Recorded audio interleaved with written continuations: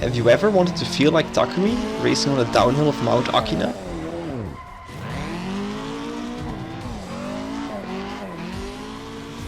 Ever wanted to experience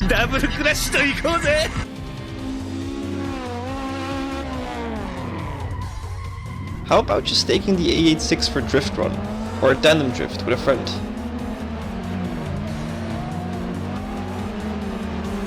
Maybe you're a Wangan Midnight fan and you want to do some night cruising on the Shuto?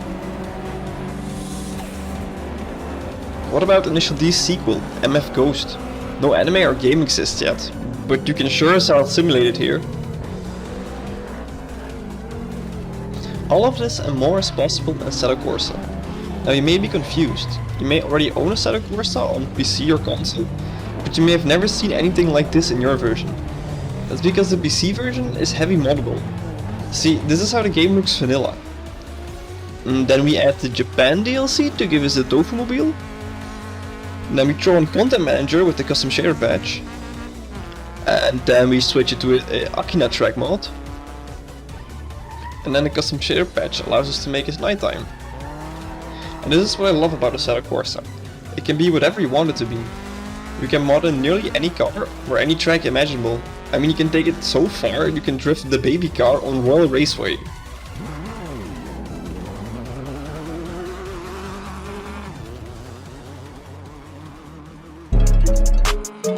Let's go! Or you can drift a bathtub down Akina.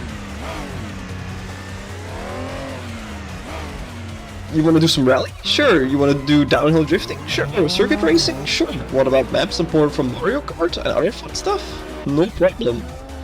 And then we haven't even started about graphics mods and other plugins. There's just way too much to list. And believe it or not, there is an actual plane you can install and fly.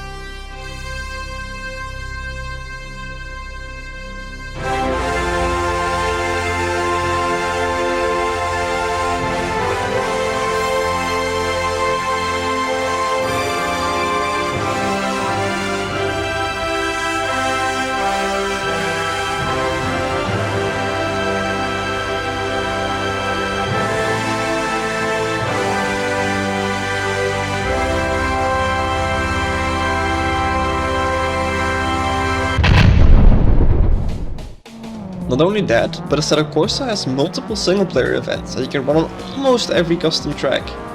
This includes modes like drift, race, drag, free roam or practice, and even track day if you like to pretend to have friends. And the great thing is that this mode can also be used to add traffic to certain maps. Nice! There is also a campaign mode, but I don't like it too much. It only encapsulates maps and cars from the base game, which means no JDM cars. And the events are pretty much the same or worse than what you can create in a custom event, so it's not worth playing in my opinion. And Assetto Corsa also comes with multiplayer. It's a pretty good but flawed multiplayer mode though. So a server gets hosted with a certain map and car list, and if there's anything missing, you won't be able to join the game. Not a big problem for a server running Akina with the DLC JDM cars, but might give you a bit of a headache when the server has over 20 car mods.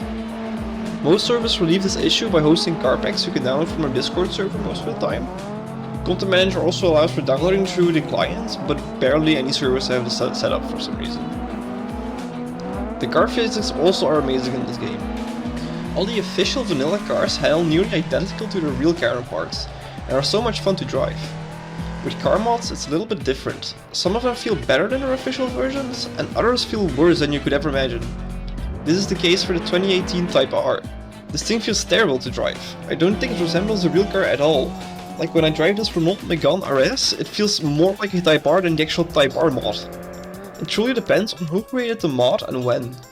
Some car mods are even created just to take screenshots with, so they are absolute garbage as well. I suspect this might be the case with the Type R as well. And while these super realistic physics are nice and all, but it comes with a big downside. Now imagine sitting in your car. If you don't own a car, imagine sitting in your imaginary car. But there is no steering wheel, no pedals, no shifter or anything. Instead, the only thing you have is this. As you might imagine, this makes it kinda difficult to control your car. It's not impossible, definitely not with some fine tuning, but it's not ideal. You're better off using a controller, which is still not that great to use, or turning on mouse steering, which actually can do surprisingly well when you give it some practice. And the best way to experience this is gonna be with a steering wheel, and not the cheap kind, I mean the real force feedback wheel. These start off at about $250 new, which is pretty expensive. But these wheels are built as a tank and will last forever. And even the older wheels with force feedback still feel perfectly fine to use. I started off with a Logitech Driving Force GT, which I got for about 20 euros like 2 or 3 years ago. And I have a G920 with a shifter right now.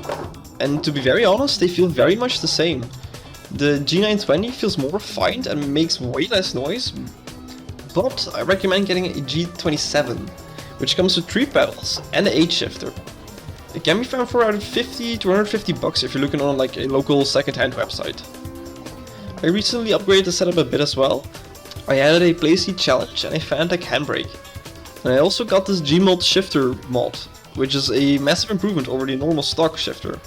A setup like this definitely isn't needed. Get the wheel first and you will feel when the time is right to upgrade. A Assetto Corsa doesn't cost more than 5 euros when on sale, and that happens pretty often. I do recommend picking it up for that price, even if you don't have a steering wheel. Believe me, the learning curve is steep, but it's super rewarding once you get it just right. And if this unlimited sandbox seems really interesting to you, I definitely recommend getting an actual steering wheel. Be sure it's an actual force feedback wheel though, not one of those cheap vibration motor thingies.